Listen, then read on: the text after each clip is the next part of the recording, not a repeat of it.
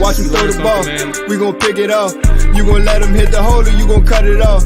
You gon' play through fourth and long or you gon' punt it off. Your defenders, heavy hitters, put your pads in. Don't be looking for the ref to throw no flags in. Keep the helmet on, keep the cleats tight. You the type to want to win by any means, right? You should look alive. This is Trap or Die. Yes, sir. Welcome back to another episode of Trap or Die Podcast. I'm your host, Mual, in here with the good man, Jerry. Before we check in with him, AJ's on the way too. And on the show today, we got the good man. Well, we don't know his last name, but Derrick. Good Twitter follow for the Steelers side of things. He does the film stuff, so he knows this mob inside and out. We'll be able to pick his brain on all things Pittsburgh as we gear up for the Week 10 matchup with the big dogs. One of the big dogs of the AFC North. Hit that like button, hit that subscribe button. We definitely appreciate y'all checking in. Checking in live. Shout out to damn, what's his name, bro? I done lost his name. He was over here talking to us about in the comments, Dre, about what was the spot y'all was talking about with the chicken? When was this? This was a long time ago? No, the chicken spot. That we saw about last show. The chicken spot with the chicken tenders and fries and the bread. Raising Cane's. Raising Cane's, yes. Yeah. Yes. He was in the he had just sent a response like an hour or two before the show started, responding to the Raising Cane's John. He said, he said the fries were good and the chicken was nasty. So fries, man. Yeah, but shout out to him giving his feedback too. Bottom line is I just gotta try it. But yeah, make sure y'all hit that follow button on the YouTube side. Same thing on the audio side. Appreciate y'all checking out, giving us the rating and review. We appreciate that, showing your support that way. Again, it's free to do so. Takes 2 seconds to do so. So keep trying to help us out with that side and building up the reputation, so to speak. Dre, what's going on with you, player? How you feeling, big dog? Hey, I'm feeling good. Hey, what do they call you, Maul? What's your name? Henny Maul, that's what I'm sipping on now. You know, I don't usually do Henny. Hey, you got that yak out. Yeah, hey, so I'm feeling good, man. You know, I had to stop drinking Henny years ago. The nights I used to go to Love and Dream, I had some bad nights on some Henny, so that's why I was a little scarred. But look, I'm drinking on it tonight. It's Thursday night. We got some football going tonight. You know, I got a lot of the NBA going on. We got college basketball. So, you know, I'm feeling good, man. Ready for the weekend. This man, Jerry said that Henny, bro, that Henny had people telling him situations that he don't even remember.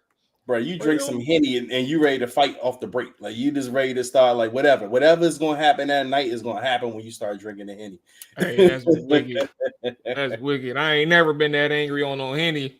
You know what I'm saying? It's always been good to me. All right. Okay, let's get into the show, bro. Oh, yeah, 4-day weekend for your boy, Monty, because I'm off tomorrow. So you got you AWS Mual or you television? Yeah, AWS. Okay. AWS. Okay. So I'm off every other Friday, and then we got the holiday Monday. So yes, that's all right. Yeah, man. Okay, let's get into our question before we get into our conversation with Derrick.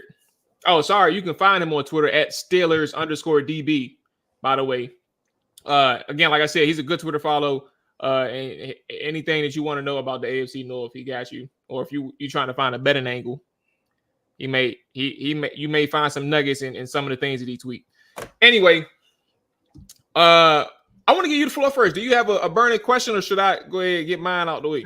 I do. I was hoping AJ was here because I would like everyone to kind of chime in on this. But my burning question for the week going into this Steelers game. How do we view this game? Is this a litmus test? Like, I know we kind of hate using this litmus test thing, but I only ask that because this is I think you could correct me if I'm wrong, Mual, but this is the best record we faced to date. The team with the best record that we faced to date as far as wins and losses go. Like the thing going throughout the season has been Washington hasn't played anyone. We haven't beat anybody good. That's been the narrative pretty much going throughout the season. But we're going against two straight winning teams right now, Steelers and the Eagles, but starting with the Steelers. Is this a litmus test, or would you consider it a must-win to kind of solidify Washington's status in the league right now? I do think it's a litmus test. I don't think it's a must-win. I do think you get in treacherous territory if you lose this game because Philly's right around the corner. So losing this one and then having a short turnaround going on the road against Philly, it's going to be tough. I like Pittsburgh, man. Like, I don't like their quarterback, truthfully speaking. I don't really got too much respect for Russ. Not no more. Like, I do respect who he was, but not no more. And I think Pittsburgh is a very like traditional team. Even in 2024, like, they had some years where their defense was terrible. Like the latter years of Big Ben. And then even like the last couple years, they had some inconsistencies, specifically in that secondary. And their run game was kind of shaky too. But this year, everything's clicking. They're getting pressure. They're sacking a quarterback. TJ Watt is still TJ Watt. He's healthy first and foremost, but he's turning the football over. You got your cornerbacks who are playing well. In terms of the amount of time that they're actually, like, the pressure and the coverage is marrying together. Like, that defense is just locked in. And I think for Washington, this is going to be one of the stronger opponents defensively that you'll face all season. Like, stemming back to week one, this is going to be one of the stronger opponents you're going to be facing defensively. So for me and in how I view this situation, I don't think you'll find. Now, granted, like, the game against the Giants was rough for Pittsburgh because they gave up, I think, if I'm not mistaken, damn near 200. It wasn't 200 exactly. Or let me actually double check. How many did they give up? They ran for 157. So that was kind of an anomaly, I would imagine, for Pittsburgh's defense. But, like, you're not gonna face something like that again moving forward. So if Washington's offense is for real and like you have an opportunity to really set a tone moving forward and even being a confidence booster, right? Moving forward, I think being able to make a statement against the Pittsburgh Steelers, not just their defense, but just this team overall, is something where I look at Washington's opportunity in front of them and say, yeah, like, if they win this, again, I don't got too much respect for that quarterback. But if they win this, you're like, all right, defenses against this Commanders offense, like it's not going to be too many who can really sit here and say they don't have a shot against. Like if you can go up against a top 3 defense in Pittsburgh, you'll have a chance against the Niners. Like if they assuming they make the playoffs, you have a chance against Detroit. Like, and they don't even have Aiden. So what defense is really going to get in Washington's way? Where like even if Washington's defense get in their own way, they can't have a fighter's chance because they keep striking on offense. And that's kind of where I'm at in terms of how I view this game. Not a must-win, but it is a litmus test. So for me, I'm with you, Mual, in that it is a litmus test. And it's a litmus test in what are we as a playoff team? Because Pittsburgh is the type of team that goes to the playoffs. You know, that's a defensive football team, one of the best defensive football teams in the league. I mean, TJ Watt is a beast. And not only him, Cam Hayward's a beast. Joey Porter, he's growing into his own. You know, you mentioned some of those stars on the defense. So for me, where Washington's offense is, you want to see how they can perform against a really, really talented playoff style defense. I mean, this is a playoff caliber team, playoff caliber defense, and Washington right now has playoff aspirations. And at this point, they may have more than playoff aspiration. They may have, you know, we can win a couple of games in the playoffs aspirations, but to kind of show where you are at, you want to have a good showing against this team. Now, I won't say must win. I don't think they have to win this game. They do not have to win this game. Like, this is not must win. Like, Washington has built themselves a good cushion so far this season as far as their record goes. So for me, going back to the litmus test, I want to see the offense, how they're going to perform against, you know, obviously a talented defense. And also, to me, this will answer some of the questions about Cliff Kingsbury in a sense, even though I personally don't really have too many questions about him at this point. I think he's on a fantastic job, but he still has those doubters that still thinks that he falls off or trails off at some point in the season. And if there's any truth to that, that would start happening against teams like Pittsburgh and at this point in the season where people say he trails off. Again, I don't subscribe to that notion. I think Cliff Kingsbury, you know, it's all about personnel. He's in sync with the guys. You know, he's been calling a damn good offense. He's designed a damn good offense, you know. But again, and they can afford a bad game. We hope it's not this week. You know, you're not going to be perfect every week, but they can afford, you know, a not so good game and not have us think that the sky is falling like we would in the past. But no, so for me, litmus test, yes, we do want to see where we stack up against a potential playoff team like the Pittsburgh Steelers, but it's not must win, but it's kind of, you know, to your point, Mual, it could be treacherous territory with the Eagles. And specifically because right now you're locked in a kind of almost a tie. I think you're like a half game up on the Eagles.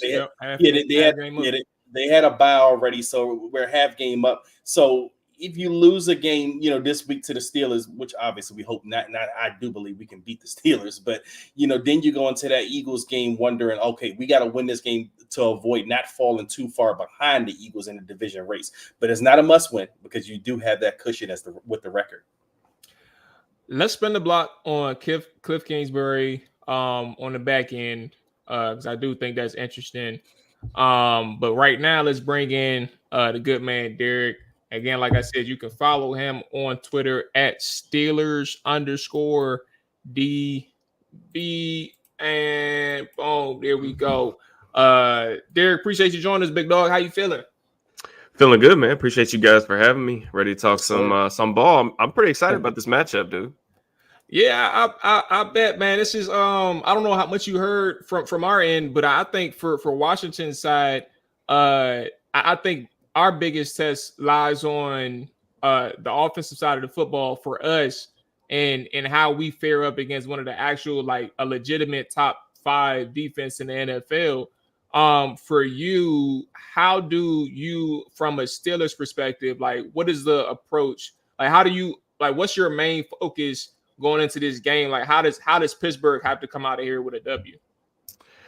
Man, to be honest with you, I will 100% be transparent that I took a huge L on Cliff Kingsbury because some of the stuff that he's doing, man, is actually pretty cool on the offensive side of the ball. Just like watching through the film, man, like some of the stuff that they're doing, like I feel like he's kind of almost like reinvented himself a little bit.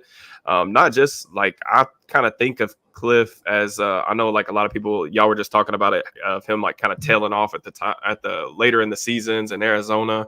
But the run game stuff looks great. There's a lot of diversity. They run a lot of like cool gap scheme stuff. He's really creative with that stuff. And I feel like he's done a good job, you know, getting that +1 advantage with Jaden in there as well. And then like even some of the designery plays, like they're a great screen team. That's one of the things I've noticed. Like it seems like Jaden, like his first or second read is almost like always open. He's finding a creative ways to get the ball to Terry McLaurin. Then I just think like Jaden in general has operated the pocket well. I think he's getting the ball out on time. And then I would say the biggest concern for me, or the thing I'm most interested to find out about the Steelers defense, is just Jaden as a scrambler. He's been the NFL's best scrambler in terms of you look at any pretty metric, rushing yards, first downs created, success rate. He's number one by a good margin and all that.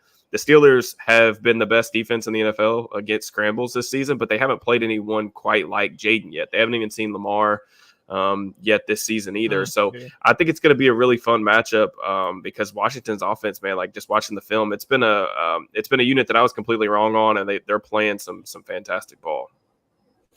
Now, Derrick, I want to actually go to the Steelers' offensive side of the football. Right now, where are you at as far as the confidence level in Russell Wilson? I mean, he's looked pretty decent the first 2 games, but we don't know how that carries on throughout the rest of the season. Like, where are you at in Steelers Nation is at with Russell Wilson and how he's performed and where he can go with you all? Yeah, I mean, I would say last week or 2 weeks ago against the Giants, the Monday Night Football game, that was the best I've seen him throw the ball since like his finger injury back in Seattle in like 2021. Just letting it rip with confidence, like showing off good velocity. He had a couple just eye-popping throws in that game, in my opinion.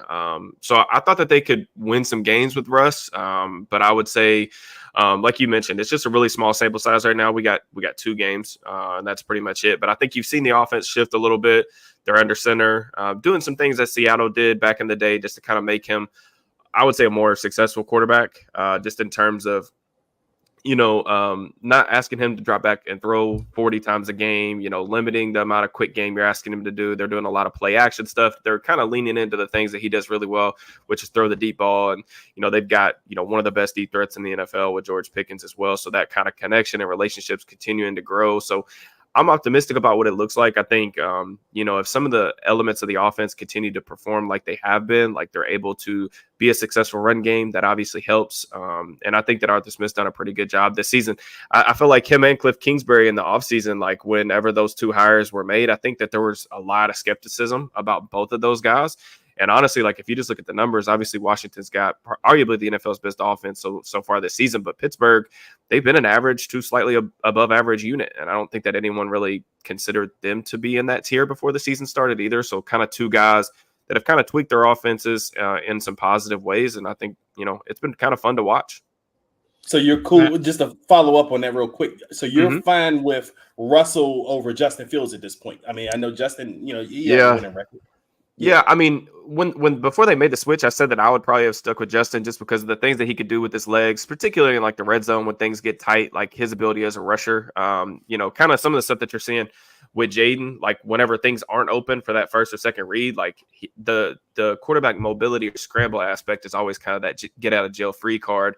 And Justin has that ability, and like some of their strengths and weaknesses are the same too. Like Justin's also a good deep ball thrower, but both those guys, neither one of them are really like true pocket passers. They don't really like to play a lot of the time in the structure of the actual offense. They'll take some bad sacks, and you'll kind of get some of those similarities. But I just think the biggest difference so far with the small sample size has been Russ's aggressiveness to push the ball down the field. I felt like Justin was playing a little bit too timid or too passive.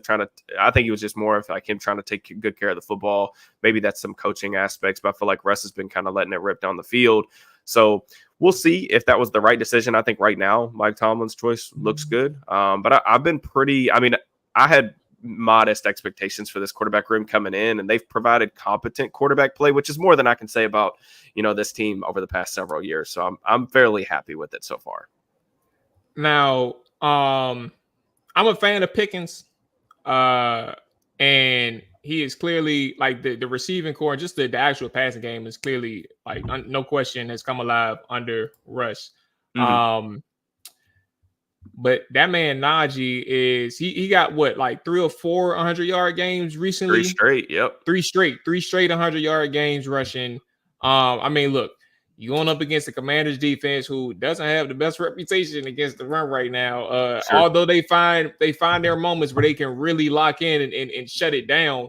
I call it inconsistent until they show us something. Talk about the growth of Najee as the season has moved on, but also how important he's been to the Steelers offense. Yeah, I mean, they declined his 5th-year option. Didn't want to pick that up, and I don't want to say that that's necessarily motivated him in any way. But I think he's just really found his groove. They've made some schematic tweaks just to get him downhill a little bit more. They've implemented some more gap runs, which is really like when they kind of found their stride last season as well. That's one of the things they leaned into a little bit more. But I just think the big thing is like he's just creating a lot for himself right now. I think the offensive line, even through some injuries, is played pretty solid. They're about to get Zach Frazier, who in my opinion has been phenomenal when he's been healthy this season. And if the run's blocked for 4, he's been getting 8. He's been making guys miss. He's been breaking off some more explosive plays than we've seen up to this point in his career. So, yeah, I mean, the idea with this Pittsburgh offense under Arthur Smith, we knew they were going to be run heavy. But if you're going to be run heavy, you need the ground game to come together. And then the real thing that they needed was just to find the explosive plays through the pass game. And so far they've been able to do that. And it's been kind of a nice marriage. If you cannot, even though you can obviously see some of the limitations with this group as there's more film, kind of get put out there for opposing defenses to take advantage of. What up, AJ? Cooling, man. Definitely appreciate you joining us here on Trap or Dive, giving us an insight into the Pittsburgh Steelers. I guess my question would be focused on your secondary. Do you feel like within your defense that's one of your weakest links? And how do you see in this particular matchup with Jaden Daniels having the versatility similar to what a Lamar Jackson brings to the game, but a bit more refined as a passer? Do you see him bringing any difficulties to your secondary, stopping him and Terry McLaurin, the Zach Ertz, the Noah Browns of the world, and Austin Eckler? Yeah, I think with the secondary, man, I'm excited because I think that they're probably going to the way that they played Lamar, and obviously Lamar and Jaden are different players, but I think there are some similarities between the two's like styles, I guess you could say, just with the rushing ability, the athleticism. But the way they've played Lamar in the past is that they've actually blitzed him a lot. So I'm curious if they haven't blitzed very much this season at all. I'm curious on how they play Jaden. Like if they do try to bring a little bit more pressure, the thing is like you have to be really gap sound with that because he's so good at escaping out, like whether it's the back door or just like stepping up in the pocket and taking off. I think Joey Porter will be the guy probably when they go to man coverage looks, especially on passing downs. He'll be tasked with McLaurin. That's going to be a really good matchup. Terry is a guy who plays bigger than his size, in my opinion, one of the more underrated receivers in the league. Joey's got that length, like he's kind of more comfortable in press man. So that should be a really good matchup. As far as the other areas of the defense, like Minka's been pretty quiet this year, but teams are just rightfully staying away from him. I would say that Washington, it wouldn't surprise me if they try to maybe double move or try to take advantage of Dante Jackson on the other side. He's come away with some interceptions this year, but Darius Slayton got him a couple times on Monday night with some deep balls. So that's kind of one of the things I'd be looking for. Jackson's always been a little bit inconsistent, just hot or cold over the course of his career. And like that's one of the areas you can kind of get him is like he will give up the occasional big play. And Jaden, I know like one of his strengths, especially coming out of LSU on my scouting report on him was just that the touch and accuracy as a deep ball thrower was something that was like a AA plus type of trait for him. So I would expect that would be something that they'll try to do. And speaking of Zach Ertz, man, like another guy that I to be honest with you, I hadn't watched Zach Ertz in a couple of years, probably since he left Philly. I just kind of assumed that Zach Ertz was just this, like, I don't want to say bum, but he was just this regular tight end. Dude, he looks like he's like 25 coming out of routes these days. Like he's coming out of routes with speed and like he's been like I don't know if you saw threat. his tape last year, bro. I was telling them when I was watching him before I was like, bro, like I don't like what I'm seeing from Zach Ertz, bro. Like, I don't like it. And then he start playing in I think it was like his first couple games. I said, oh shit, okay, my bad, bro. Well, I think it's one of those things. I think it's one of those things where like sometimes older vets can get re-energized by some youth in the group, and like especially when that youth like Jaden Daniels, you draft a high pick quarterback, and then that guy comes in right away, and not only does he play well, but the entire team starts playing really well. And I think it just lifts everybody up, and that's kind of the gravitational effects you can have when you. I mean, like I said, the quarterback's always the most difficult part of the team to find. And once you start to get that guy, it raises the talent level and the performance of guys around him. And yeah, I was sitting there watching. I think it was the Bears game. I don't know. He had a couple plays like in one of the games in recent weeks where I was just like, is this the same Zach Ertz? I thought Zach Ertz was like almost washed, and he is definitely not. So yeah, this is going to be a really cool test for them, because I do think that this is probably the best offense. This is definitely the best offense, in my opinion, that they've played so far this season. So we're going to get the chance to figure out kind of on the other side just how good this Steelers defense is. Yeah. Yes. Real quick, what you just brought up in regards of like Zach Ertz and uplifting, like maybe just feeling rejuvenated with a younger core of guys and a quarterback in Jaden Daniels. With you guys switching quarterbacks in the season from Justin Fields to Russell Wilson in these past couple weeks, do you feel like the wide receivers in particular are rejuvenated? Even your tight ends, Fairmouth and Darnell Washington, do you feel like those guys are more excited going into games knowing that they'll have opportunities? Because if I'm not mistaken, off the top of my head, Justin Fields is throwing for like 153 yards in most of the games that he did, start in. So have you seen like a new like oomph to the wide receiver and tight end room? I'll say they've been more intentional, especially over the past couple of weeks, in getting George the ball. And like George, if you watch George on film, he's a very mercurial player. Like he's kind of goes through the motions sometimes, but when you can keep him engaged, he's extremely dynamic. And that's kind of the balancing act that you kind of have to have with him. He's a guy who will, space out from time to time. But one thing about Russ, just over the course of his career, Russ is a guy that ain't afraid to throw the ball into tight windows, especially on the boundary. Like he primarily likes to operate outside the numbers, but like he's going to give his guys 50-50 chances. And George has the capability of making those types of plays. And they've done a good job. You mentioned Darnell Washington in particular. I feel like they finally figured out like how to use him in the passing game. He's basically a 6 offensive lineman. Like he's 6'7", 300 pounds. So there are certain things that he can't do as a receiver. Like you don't want him out there running a bunch of routes that are going to require him to change direction. But they figured out that like, hey, if we just leak this dude out into the flat or run this dude on an over route on some of these play action keepers or some bootlegs, he can make some things happen after the catch, just because like you got these small DBs that are 190 pounds. They don't necessarily want to tackle somebody that's 300 pounds in the open field. So I feel like they found a way to kind of use some of these guys. And like I said, just Russ, I think his aggressiveness pushing the ball down the field has made a little bit of a difference. We'll see if that can continue. But overall, I feel like they've got at least an identity on offense. And that's like, again, that's more than you can say about any Steelers offense over the past several years. Now, I wanted to jump in real quick and ask about a guy that kind of surprised me when I was looking, because I mean, obviously, I watch Steelers games, but I'm not paying attention to everybody on the field. But one guy who stood out to me that hasn't performed up to expectations is your right tackle, Broderick Jones. And I was kind of wondering what the issue is, because by every metric I've seen, he's been having a pretty bad season. Now, is it playing out of position? I know he's more comfortable playing at left tackle. He's playing at right tackle now. But what's kind of the issue with Broderick Jones? Because he was your first round pick last year, right? Yes, he was. Yeah, okay. It's really bad, man. Like things are not good right now with Broderick. I mean, I actually wrote about this recently for Steelers Now, which is where I write at. And I mean, just like the list of stuff that I wrote down in terms of like things that I was seeing on film, not just like one time, but like multiple times per game. Improper strike timing, hand placement, giving up his chest to power, crossing his feet in his pass sets, bending at the waist after two-hand lunging. Like, I mean, it's usually you can tell when a tackle is struggling.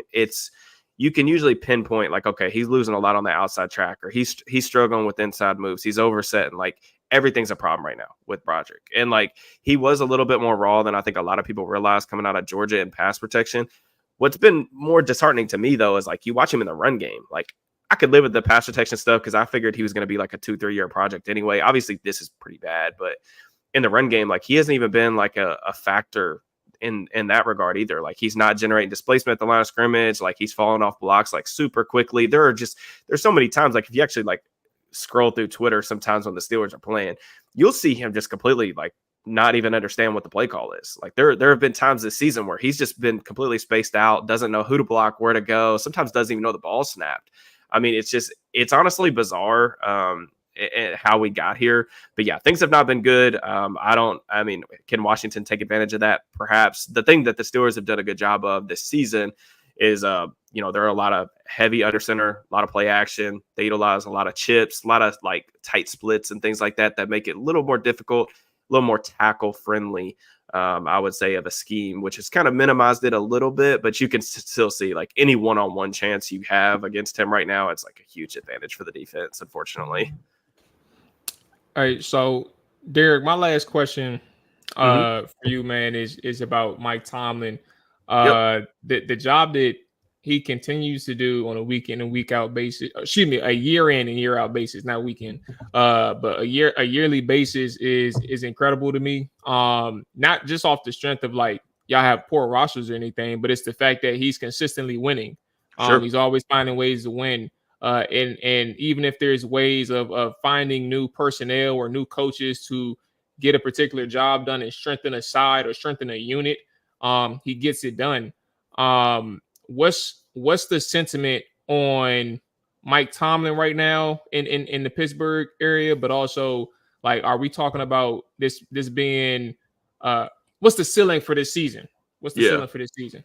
Yeah, I mean, anytime you're talking about head coaches, I'm sure that you guys probably experience it too. Like there's just so many varying opinions, like, and a lot of it just gets way too drastic on either direction, right? But I think, I've always called Tomlin, like, he's one of the best, like, floor raisers of any coach in, I think, professional sports. Not just the NFL, but, like, just any profession. The guys play extremely hard for him. The Steelers rarely get blown out. There's rarely questions about, sometimes you got some receiver stuff I think that they've been known for, but overall, like the teams always consistently play very hard. They're always in the mix, all the winning seasons and all that stuff. I think it's fair to be critical over some of like maybe the shortcomings in terms of like the ceiling of some of these teams, like them getting into the playoffs and then getting absolutely obliterated. Some of those have been like for a myriad of different issues. They've had some issues like playing defense in the playoffs too, but I think that's really just like a team thing. Like as you've seen, especially over the past several years, like to win in the playoffs, you got to have a quarterback and you got to be able to rush the passer. If you have one of those things, that's good. But like really to like be a threat in the AFC right now with the Josh Allens, the Patrick Mahomes, those type of guys, you got to have a quarterback that goes toe to toe with those guys. And like right now, they're still in the process of figuring out what that looks like post Big Ben. But Mike Tomlin's a good to very good coach at the very least. A lot of people just get, I think, too hung up over some of the other stuff. But in terms of their ceiling this year, like, kind of like what I referenced earlier, like we've only got 2 games of a sample size with Russ. So I kind of want to see, like, for me, like this is a good test because the Steelers haven't played a lot of good offenses so far this year. So this is a good test for them, not only to play an explosive offense and like something that's hitting on all cylinders, but from Russ's standpoint, like I just want to see what this looks like a month from now. Do teams catch on? Like how do teams like tinker with the way that they're playing them? Can he sustain this level of play that he's played? And can it even get better? And like I think if he sustains the level of play that he's displayed thus far, especially for Monday night, if he can play like that, this team can win a playoff game, depending on the matchup. I don't see them being able to keep up with like Kansas City or Buffalo. But like they always play Baltimore tough. So like if you were able to win, the AFC North and maybe get Baltimore in a home playoff game, I think they could potentially win that, even though I do think that Baltimore is probably a better team. They just play them, match up with them real well. So I think the ceiling for this is probably like winning a playoff game in the wild card. But I do think that they're going to make the playoffs again. Just they've set themselves up really well from a record perspective, even if the schedule's tough down the stretch. What do you got for the game on Sunday, man? What's your prediction? Oh man, what's the line? I haven't even seen the line. I'm sure you guys are favored by like last I checked 2.5 us, wasn't it? Yeah, last I checked it was 2.5. So let's see. Yeah. You get 2.5, I think, for being at home, right? So it's pretty much 3. You get 3. Yeah, they got they doing y'all. Yeah, they mess with y'all, man. Okay. All right, so we are still 2.5. And we're saying that Lattimore's probably not going to play. Is that I don't probably think so. He hasn't practiced this week. I know he's come back from the hamstring, but I didn't know if it was a Devontae Adams hamstring. I think he's gonna play. He's gonna play tomorrow. Now on Fridays are the main days, honestly, as far as players playing. I don't think he's playing, Derrick. I ain't gonna lie to you. Me either. I'm not confident that he does. I mean, I think Lattimore and Pickens would be a good matchup on film. So that's the only reason I was asking. But man, I lean towards. I'll probably change my answer tomorrow by the time I got to do our own podcast. I lean towards Washington, though, in a really tight game. I'm not super concerned about the Steelers' run defense after Monday night, but I do see some of the stuff that Cliff does that could potentially give them issues. Like I said, they haven't played a mobile quarterback and a true rushing threat that gives you that +1 advantage yet this season. They played Anthony Richardson, and they went down and scored twice, basically, with Richardson at quarterback, and then he got hurt. Indy always gives them trouble with some of the gun run stuff. I know Cliff likes some of that stuff too. And the way to kind of get after the Steelers a little bit in the run game is their nose tackle, Keanu Benton, and then Ogunjobi. They can get pushed off the ball a little bit, especially against gap or power stuff. I know Cliff's been leaning into some cool pin and pull stuff and some counter and things like that I think could give them some issues. But I'll say that I'll give the Commanders a slight edge, probably 23-20, something like that. I think it's going to be really close regardless. I definitely agree with the spread that it's probably a pretty close to a pick 'em. All right, man. Derrick, I appreciate you joining us. I know you got some things going on, so I definitely appreciate you taking some time out to talk shop with the Commanders and Steelers. I want to give you the floor to talk anything and everything that you got going on. I know you say you're a writer as well. I know you got your YouTube thing going on. Plug anything and everything that you got going on, boss. Yeah. Twitter and YouTube at Steelers_DB. Obviously, it's a lot of Steelers content, so probably not stuff that you guys will mostly be interested in. But I do a lot of 32 show over here. You know? But I do a lot of NFL draft content too. Tweet out a bunch of stuff on Twitter, and then obviously I cover the draft stuff. Really, really heavy once the NFL season's over, so that could be of interest to other people. But I really do appreciate you guys having me on. Y'all keep up the good work, man. Appreciate you, Derrick. Great guest, man. Great guest. Hey, but before you get out of here, since you say you do draft work, who do you think are the top 3 cornerbacks coming into the 2025 draft? Corners? Corners. I've been a big Will Johnson guy since he was a freshman at Michigan, so I'll say Travis Hunter, Will Johnson. Notre Dame's Benjamin Morrison didn't have a great season before he got banged up, but I would lean towards probably putting him there. I know Savon Reveal has some fans too before he tore his ACL. Yeah, that dude's got some freaky athleticism, man. Guys that are that big are not supposed to run that fast. Yes, the injuries. Hopefully he recovers well, but that's my dude right there. Yeah, there's a lot of this is. I think that this is going to be a pretty solid cornerback class, especially there's another guy that I really like too. I don't know if y'all are going to be in the market for a nickel, but the kid from Iowa, Castro, he's a really nice player too. Extremely well rounded. He's probably going to be, I would think, a day 2 pick. So I would probably check him out too. So. All right, man. Hey, be safe. I would say good luck, but you got. I understand. Tomorrow, bro. Can't do it. But be safe this weekend, man. Enjoy the game at the very least. Appreciate y'all. Thanks, guys. Already. There goes Derrick. Again, you can follow him on Twitter at Steelers_DB. And before we continue, let's go ahead and talk about Underdog Fantasy. Underdog is the best play to play champions, man. So sign up and deposit now using promo code TRAPORDIVE to get your $1,000 in bonus cash instantly this season. Once again, you can. I mean, they're doing a special promo or bonus almost every single day. The profit boost, discounts, free picks. The profit boost, obviously, you can pump up your winnings. Just tapping the profit boost sign, free picks. I told you, get a player, find a 0.5, and tap the over. Easy money, right?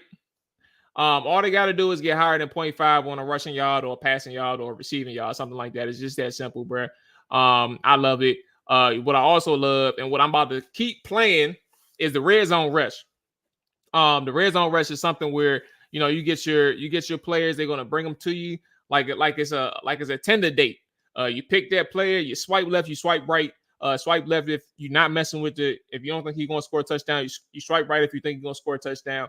Add those people to your parlay. You get a 51% profit boost when you play automatically. So I like the red zone rush. I've been doing that the last couple of weeks. It's not easy, but when you hit, that's where the glory is, man. So go ahead, download the app, use promo code TRIBALDIVE, get up to $1,000 in bonus cash instantly. Again, that's promo code TRIBALDIVE, and get you a bonus cash. You must be 18 or older, 19 or older in Alabama, in Nebraska, 19 or older in Colorado for some games, 21 plus in Massachusetts and Arizona, and present in the state where Underdog Fantasy operates. Terms apply. Void in Colorado. Concerned with your play, call 1-800-GAMBLER or visit www.ncpgambling.org. In Arizona, call 1-800-NEXT-STEP or 1-800-639-8783 or text NEXT STEP to 53342. In New York, call the 24/7 Hope line at 1-877-8-HOPE-NY or text HOPE-NY to 467-369. Hey, Dre, do you still be watching Florida State, bro?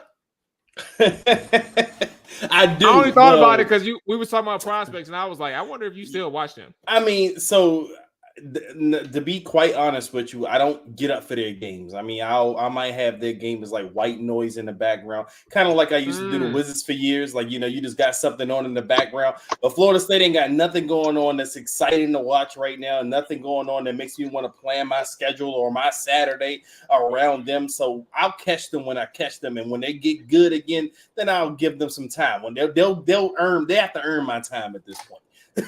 How you watch the Washington Wizards but won't watch Florida State? Because at least I know the Washington Wizards how are they not the same? It's a vision. Like the Washington Wizards have young stars that are actually performing pretty well. And I like to watch these dudes progress and grow because I feel like what they're showing me, they're going to be guys to watch in the future. I was able to watch Washington Wizards in 2010 when John Wall first got here, and they were no good at all, but John Wall was flashing and he was fun to watch. Nothing about Florida State right now is fun to watch. They're just going out there and losing, and they're playing bad. They're just going out there and losing. and playing very bad. And they're not covering nothing, bro. I done bet on them a couple times where I thought they had a good spot. They had a good spot against 14 Duke. Points. They shook. A good game for Florida State is 14 points. That's nothing exciting to watch. I thought, and I thought they were about to cover against Miami. Now, for those who are listening, Miami, they were like a 21-point dog. Yes. Florida State was covering for 3 quarters and a half, bro, and blew it at the end. Like, I had money on Florida State, and I thought it was sweet. And they blew it. You should have talked to me first, Maul. They couldn't stop the running back. The running back took over. I'm like, bro, why y'all gotta keep take him out the game? The game is over, bro. Like, y'all don't have to run the score up. Just take him out. It's a rivalry game. They're gonna run the score up. Oh my god. We dominated Miami over the years, so they got some get back to get on us. Yeah, they showed it. They said to hell with your parlay, bro. That's what they said. Okay. All right. Let's go ahead and close this out with finishing up on some items. Cliff Kingsbury, we talked about that for a second. I didn't forget it. You mentioned. Did you have your burning question, Mo? I didn't. I do have one though. It was actually stemming from Russell Wilson. So off the top of my head, statistically may be one thing, but off the top of my head, I haven't seen Washington give up consistently the big play in the passing game, like the bomb, right? And that was something that was really big over the first few weeks of the season. Does Russell Wilson continue his hot streak? Had to put that in quotation so the camera see it. His hot streak, because he's starting off so good, but I don't have, again, I feel like I'm shitting on him because I said it 4 times already. I don't got that much respect for Russ. You are shitting on him. I am. At the same time, does he continue his hot streak against Washington in terms of being able to create those explosive plays? Does that happen again with George Pickens obviously around? I'm assuming Mike Williams may play. He's not hurt, so he may get a couple reps here and there. Who's their other guy that I'm Calvin Austin's around? Van Jefferson. And Van Jefferson, you got some people out there. But that's kind of my burning question. Does his hot streak continue in Washington on Sunday? I mean, I think when it comes to Russell Wilson, man, a lot of his passing yards are predicated off of the run. If they're successful running the ball, he can get into his play action bag, rollout bag, and I've never been a fan of Arthur Smith as a play caller. I think he's limited as well. So I think the key in this game is stopping the run, whereas how they utilized their defense last week in regards to Washington against the Giants, it was to stop the passing game first and kind of let them just do whatever they wanted to running wise. But now if they get if they get the running game, I should say, in this game moving and productive, and Najee Harris is allowed to go for his fourth 100-yard game, then that's where you have to worry about the play action, the bootleg. Russell Wilson does an amazing job of hiding the ball on play actions. So you just don't want to get into that space where no Diddy, you can suck in the linebackers to bite in on the rush. I had to say it that way. I've heard in a while. I ain't know no way how to fucking say it, but yeah, no Diddy. No Diddy, no Diddy, no Diddy. I ain't say nothing. I don't know why you keep. But both y'all faces it all, so that's why I had to say it once again. The way y'all look, y'all hit me with the Bill Cosby pudding face, like yellow pudding. but yeah, at the end of the day, man, stop the run against Pittsburgh. It's supposed to be a nasty day out, not like super cold, but it's supposed to be raining. So yeah, I think both sides got to run the ball well, but especially for Pittsburgh, if they can't run the ball well, I think that defense can stop Russell Wilson without a doubt. Wouldn't feel threatened by any other wide receivers. They're not speedsters. They're more so 50-50 ball guys, and a George Pickens and even Mike Williams. Calvin Austin is a gadget guy. Yeah, I'm not concerned about their wide receivers at all. I mean, I hope it's not raining because I feel like the Steelers play an ugly brand of football when it's nice weather outside. And I feel like if it's raining, we are in for a really ugly game. But either way, I'm not too concerned about the Steelers pass attack in this game, to be honest. I mean, they may hit a couple of plays here and there, but I mean, that's not their bread and butter. Their bread and butter, as we've talked about over this show, is their running game with Najee Harris. I don't think they really block that well, honestly. They don't block that well in a run game either, but they've been able to make the plays in the run game. They don't block that well in a pass game, as we kind of talked about with Broderick Jones. And Washington has actually picked it up in the pass defense. I mean, I could be wrong. I'm pretty sure they're in the top 5 in the pass defense this season. I mean, that's shocking to me, but they've been getting better and better in each game. Like Joe Witt is finally getting what he wants out of this unit in a sense, like whatever he can get out of the personnel that he has. Obviously, we're hoping for a boost with Marshawn Lattimore whenever he's able to step on the field, but I don't know if he's going to step on the field this week. But either way, without Marshawn Lattimore, this pass defense has been playing pretty good. Now, some may come out and say that, you know, a lot of these good games that this pass defense has put up is against pretty anemic pass offenses. And I kind of look at the Steelers as an anemic pass offense. And again, I mean, as Derrick, who we just had on, he alluded to, it's a short sample size for Russell Wilson. I mean, they've looked good in 2 games, but that's 2 games, you know, and you got to wonder how far can that go? How good are they really in that pass game? And I'm not confident in that yet, but I am confident in that Washington's defense is getting better by the week. I am confident that Joe Witt Jr., he's getting the communication of what he wants out of his unit so far. And I do think that they will be able to contain this Pittsburgh passing attack from the big game ability. Like I said, they may hit a play or 2 here and there, but I don't think it's going to be enough to kind of be impactful to kind of beat Washington in this game. I'm high on Washington. I'm sorry. I'm high on Washington in this game. I just don't think that Pittsburgh has enough offense, and I don't think their passing offense is enough to kind of put them over the top in this game or to kind of threaten Washington. Y'all missed like Y'all missed the biggest part of this whole question, bro. The question was Russell Wilson. We essentially told you that he's some ass. Like, Yeah, I mean, no. Listen, without saying listen. he's No, some ass, we told you he's some ass. No, that's what I wanted y'all to say. I wanted y'all to say Russ is not good. He's some ass. That's all you had to say. So many words. We did. I threw the oop. Like y'all just had to slam. I didn't want to say it because it's a short sample size again, more like he's been playing pretty decent the last 2 games. But at the same time, I'm not confident in what he can do to us in this game. Remember, we played against him last year when he was with Denver. Sam Howell went out there and beat Russell Wilson. I mean, obviously, different coaching staff, he's different coordinator, whatever the case. But we've seen the whatever version of Russ this is right now. We saw him last year. Yeah, I think Russell Wilson. Russell Wilson is ass and Arthur Smith is ass. So it's like, I don't know what 2 asses make together, but yeah, it don't sound like it don't sound like a productive product. But I respect Najee, bro. Like as a running back, I respect him. He's a hard nosed runner. He's physical. And he can shed tackles like the best of them. He's not like super elusive. Yo, do y'all see that comment? A meat wagon?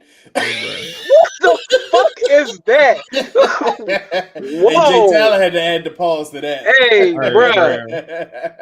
How do you even write that and post it? Like, you wrote it, looked at it, and hit send.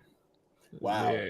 I don't even know what that means. Like, what does that even mean? Jay Tizzy was born in the 1950s, bro. So he kind of got old. The only dude older than me that listens to this podcast, bro. that is a wild ass comment. Hold on, bro. What we doing? Why you doing all that, bro? Hold on, you ain't gotta. Oh damn! Using words, bro. Hold on, relax, man. Hey, come on, come on, bro. Like that was. Come on, bro. Relax, bro. It's all right, Jay. We messing with you, brother. You ain't gotta use them words, bro. Like we messing with you, brother. Relax, it ain't that serious. But not all right. Let's turn the channel, bro. Before he got to put him in timeout, bro. Najee is a person where I think at the very least. No, you ain't relaxed. You clearly ain't relaxed by your. You had to delete them joints. Bro. You're clearly not relaxed. But like Najee is a person who I respect from that offense, and I think at the very least, like he's the person who can, he has the good contact balance is the word I was thinking of. Like he can shed tackle. He has a good contact balance.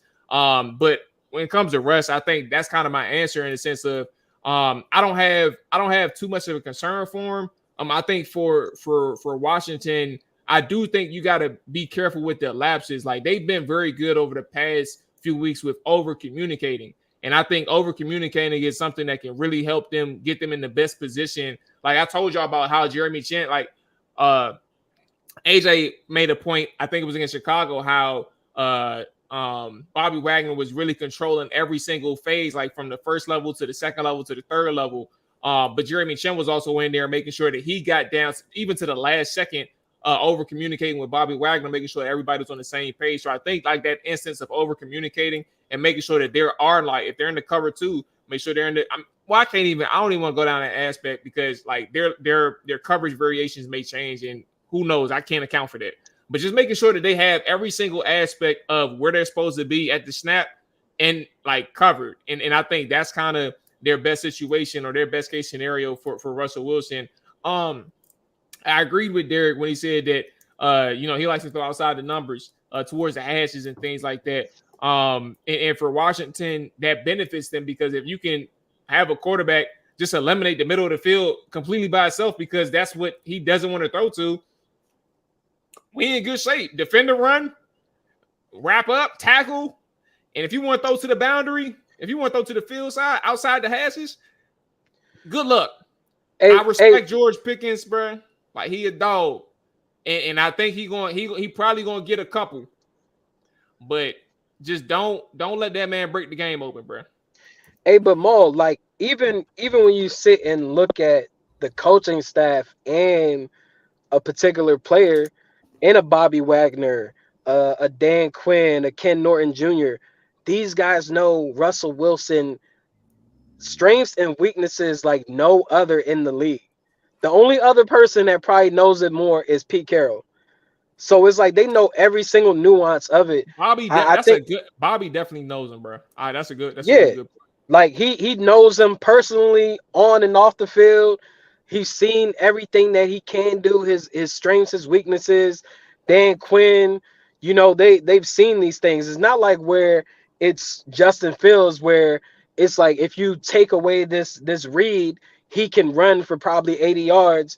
With Russell, he can still, gain some yards on the ground, but he's not that dynamic of a passer. And I feel like if you can bring a lot of confusion straight in his face, especially at his height, it makes the passing lanes pretty hard. And one thing that Deron Payne does a good job of is batting passes down. So yeah, I'm not concerned about Russell Wilson at all. I just think the main concern going into this game, I know I came into the show a bit late. Main concern is stopping the yeah. I was backstage for a while with the chicks and stuff. Like I was, giving them Casamigos while you guys were entertaining the main guests, but I was backstage. But at the end of the day, I was gonna say the main thing is making sure that you can slow down TJ Watt, and there's still guys on the opposite end, such as Highsmith, Herbig. I don't even know if I'm saying his last name right, but he's nice. Like I love how he pass rush. Now they also bring in Preston Smith, so you're gonna see a lot of variations for Brandon Coleman, who he's going against pass rush wise. I'm curious to see how Cliff goes about helping out both tackles because I feel like Highsmith is a elite pass rusher in my opinion. I'm not gonna say an elite defensive player overall, but as a pass rusher, he can get home to the quarterback. So that's my main concern is stopping those pass rushers. Can I ask you all something? Go ahead, Mo, if you have something, because mine is kind of off subject. But yeah, go ahead. So no, I was just gonna say, shout out to Cliff, shout out to Bobby Johnson and all the parties involved because, like, you'd never believe how difficult it is for some offensive coordinators to really like believe in protection and helping out your offensive tackles. Like they don't. The enemy didn't do it. They don't hesitate having a chip man or somebody helping out your left and right tackle every single play. They don't have an issue with that, and you still have one of the more efficient offenses in the NFL. Obviously, a lot to do with your quarterback, but like the fact that you can do that and help your offensive line out every single drive and in all those instances, I agree 100% about TJ Watt and the other dude on the other side. I struggle with his name too, so I'm not even about to bother. But I think that for the fact that you can even help your offensive lineman out in that aspect. I think TJ Watt gonna have some reps where he wins, but the question is, does Jaden, is he able to get the ball out quicker, or like does TJ actually impact the play? So we'll see, but that's kind of where I was getting at. Trey, go ahead. And my question was, it was on the other side of the football for Washington, and the reason why I'm asking is because I listened to a good bit of sports radio today and a good bit of the podcast that comes out, on the daily for the Washington News. And it's kind of regarding the Lattimore trade and kind of what we've all been kind of, we've been projecting that, when Lattimore gets in, he'll play on the outside. You'll have Ben St. Juste on the outside. You'll move Mikey Sanders still to the inside. But there's been a lot of talk today that a lot of people think that Mikey Sanders still will be best to stay on the outside. And I wanted to get you all's opinion on that. Do you all think that? Because Joe Witt actually answered this today. Joe Witt came out in his presser today. Joe Witt said that the thought was to move Mikey on the inside, but right now Marshawn's not available, and they're not thinking about that right now. I don't know how to take that, so to speak, but when Marshawn's available to play, what do you all think the alignment is going to be as far as the cornerbacks go? Is it going to be Ben St. Juste and Marshawn on the outside, Sanders still on the inside, or do you think Ben St. Juste is going to be the odd man out as far as the cornerbacks go? You said, all right, to be clear, you said when Marshawn comes back?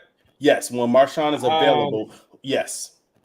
I think Sanders still is going to come back inside. But I also think that like the way that they game plan, bro, like I think Emmanuel Forbes is a clear example of that. Like the way they game plan is going to determine like who's going to be where. Now, granted, I do think like their top 3 corners right now is is St. Jude's, Lattimore, and Sanders still, right? But Noah I has been right there the whole time too. So like, what benefits do they see? Like, I mean, I think Noah I is gonna be the odd man out, but I also think that Noah I is still gonna get plenty of time as that fourth DB in like a dime package or something. Like right now, they've been using Percy Butler. Percy Butler has seen 2 times more snaps than Emmanuel Forbes, bro. Like your former first round cornerback. Like that's who they've been using in the secondary when they can't use a third or fourth DB. I'm assuming a third or fourth cornerback. So I think from that aspect, and I don't think Percy's played bad. He's doing his own thing, but I think from the standpoint of like depth, they clearly show from their personnel usage that they ain't got no cornerbacks. So I say that to say, from a alignment standpoint, I think that they do want to get Mikey back at slot. I do think that when Lattimore is healthy and able to run with the mob, I think that Lattimore and St. Jude's is going to be outside. I just don't know like how much because Noah I has been good, but I don't know like to what degree do the coaches value him inside as well as Sanders still outside, because they're not going to put Bennett slot. Like that's not a thing. He's outside. So it's like Noah I and Sanders still, what are they going to do? But I think that they're going to keep the top 3 exactly where they belong. And Noah I is going to be the odd man out. Yeah, man, I'm right there with you, Mual, on that. I actually was watching after we did the show Tuesday, I was watching a video, and then it went into our episode that we did, and a comment on there was like, Ben is gonna get benched and Mikey's gonna start on the outside across from Lattimore. I'm like, are y'all watching the same thing that we're watching? Like, it's not like Mikey's been playing phenomenal. The whole ideal of bringing Lattimore in is also to move Mikey back into the slot. Ideally, you drafted him second round to invest in him and what you can do with him from a cover standpoint, blitzing. Even Jeremy Chin is going to get the blitz more with Marshawn Lattimore on the field. Like you said, Maul, that now moves Percy Butler off the field, and maybe you get to put Noah out there in these dime packages insteed of Percy. You get to maybe put Noah in position to cover these tight ends or fourth wide receivers. I just think that we've seen with Joe Witt Jr., his flexibility as a coach is to take advantage of his strengths against whatever team it is they're facing. He's not hard set in it has to be this way. He's open and flexible with his mindset of how they're going to play teams. I don't see any position where Mikey is the starting corner outside of Marshawn Lattimore. Like, I just don't see that. I think people are tripping and even suggesting that. I'm not keeping Noah inside. I'm gonna go with my three best guys, and right now that would be Marshawn, Ben, and Mikey. Yeah, and I agree. And that's why I asked. I mean, I just asked because, I saw a lot of the talk of that, and fans were suggesting that, Mikey should stay on the outside. But I also think a lot of people kind of got it, twisted in the fact that Mikey is solid on the outside. Mikey's a football player. I mean, that's the kind of thing that they talked about in the draft day, that Mikey can play football. Like, he can do it all. But the question is, where's he best at? And I think a lot of fans got skewed probably from the first 2 weeks of the season, when the communication was bad on the defense. Guys are still gelling. Everybody's figured things out. And it's Mikey's first 2 games in the NFL, and people are kind of using that as, the baseline versus, Yeah, well, he was better when he got to the outside versus the inside. Well, he only played 2 NFL games, and everything wasn't right when he played those 2 NFL games when he was on the when he was on the inside. So I do think that when you play with better guys, you got a Marshawn Lattimore, you got a Ben St. Juste on the outsides.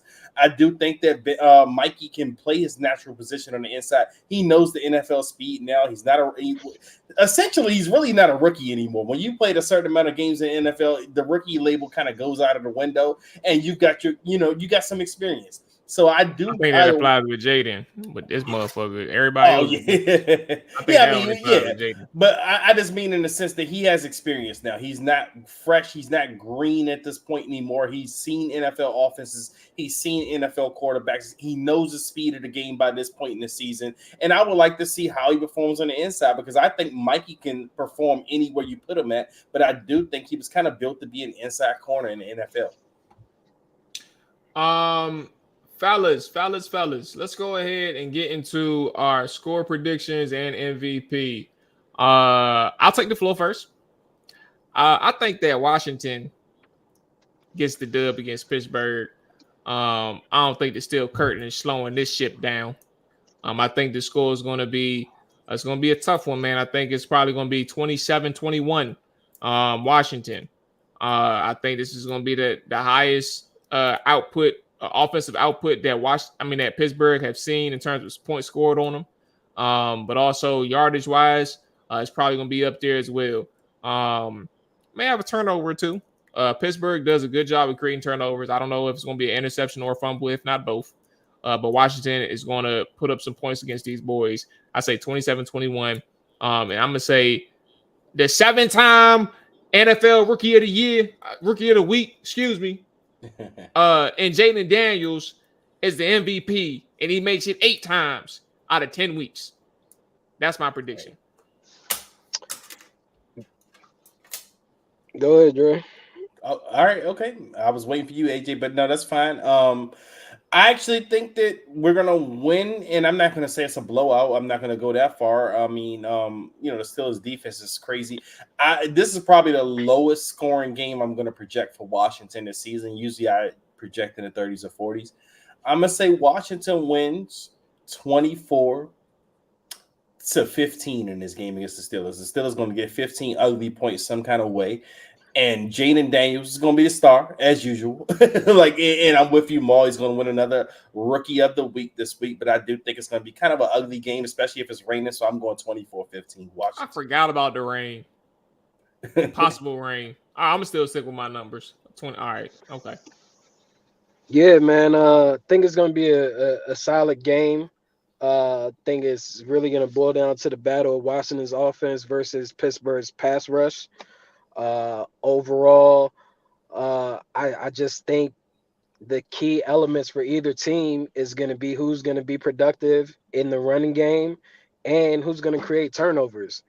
I think that Washington has a better opportunity of creating turnovers and being more impactful in their run game due to the variation of players that they can utilize and also the major threat that Jayden Daniels is with his legs. I got Washington winning the game 27-13. Jayden Daniels is the MVP of the game. I also think that Dante Fowler is going to be impactful going against a Broderick Jones. I think it's going to be a solid game, entertaining game, and Washington continues this win streak and moving up the ranks. And Sunday they'll be 8-2. 8-2, baby.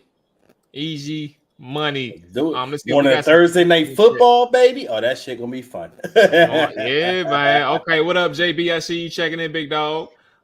Jay Tizzy says 27-17 Washington. Monty said, F it, bro. We bowl 100-0. Skimanders. Hey, let's hope it happens, Monty. Well, come on, Monty. But we're gonna let that rock for the show. 100-0 Commanders, bro. And then when we win 100-0, I need you to tap into the live stream, bro, on Sunday, so we can talk about that 100-0 whooping that we put on the Pittsburgh Steelers. Okay, all right, that's it, fellas. I know you got some parlays going, Drake. What's up? If I could just if I could just say a couple quick things. So I wanted to just give a shout out to Vincent. He's one of our listeners of Trapper Dive.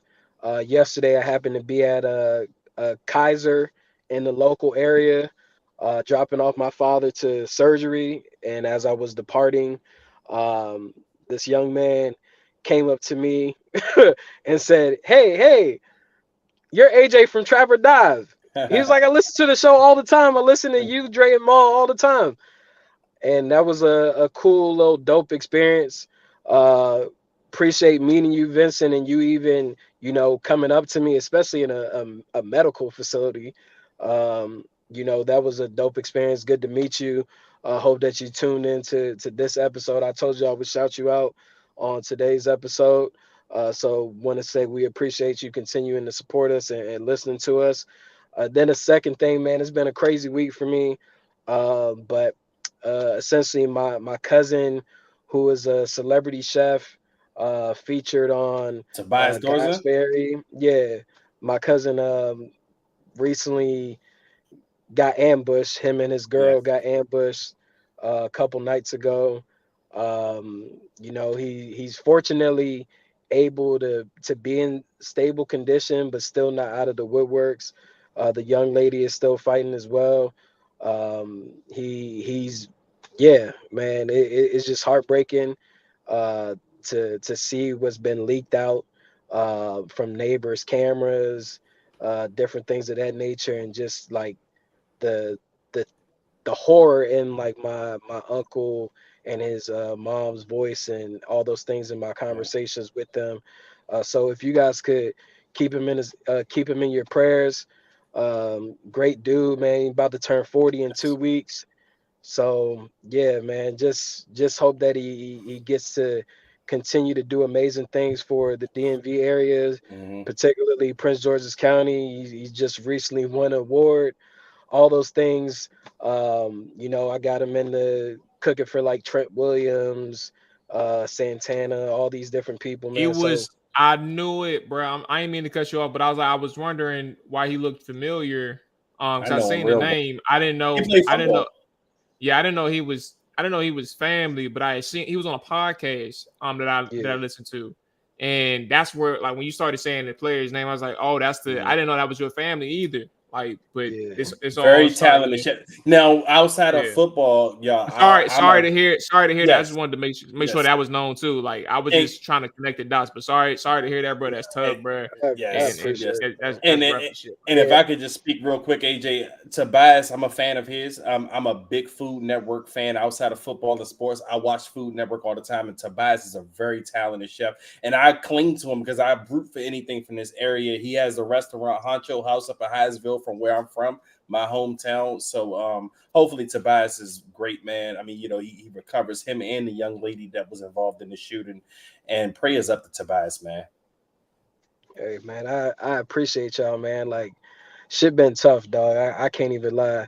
But I'm just hoping for the best for both parties, and definitely could use as many prayers as possible for him and his family, and also the young lady.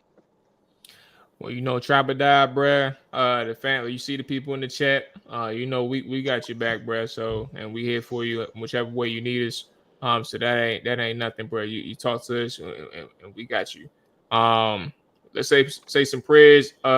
Everybody in the chat, make sure y'all say y'all prayers, man. Check in on AJ if you can. If you follow him on social media, and then we're gonna tap in with you as well, bruh. Blessings to the family and the people that's involved.